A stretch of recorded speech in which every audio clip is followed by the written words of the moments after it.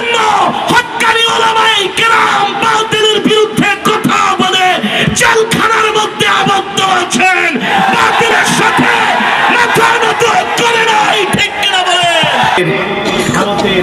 দয়া ছাড়া আমরা বাঁচতে পারবো? পিএস দেয় নাই, তাতে কি হয়েছে? আমরা পিএস ছাড়া বেঁচেছি না? তারপরে পচা পিএস পাঠায় দিছি।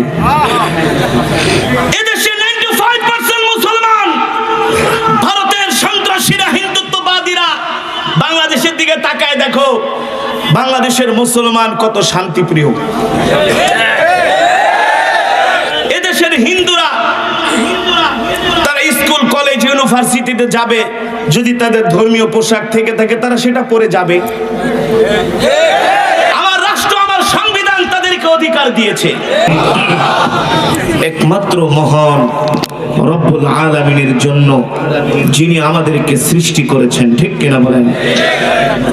এই আসমান কার? আসতে বলেন। জমিন কার? হায়াতের মালিক, রিজিকের মালিক। আমরা কার গোলাম?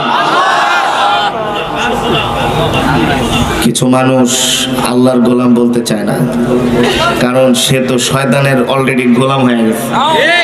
এই কারণে শয়তান বলে সাবধান, এই কথাটা বলিস না, এতক্ষণ যা বলছস কিন্তু আল্লাহর গোলাম এই কথাটা বলিস না, ঠিক না বলেন?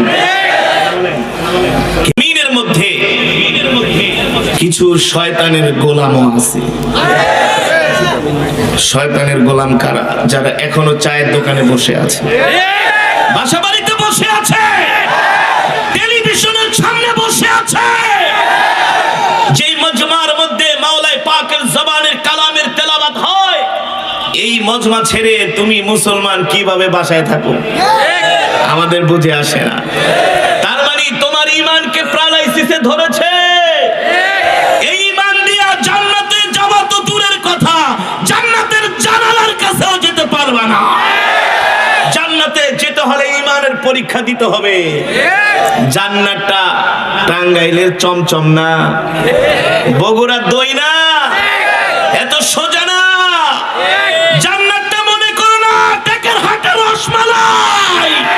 এই জান্নাতের জন্য আল্লাহর পয়গম্বররা ঈমানের পরীক্ষা দিয়েছেন।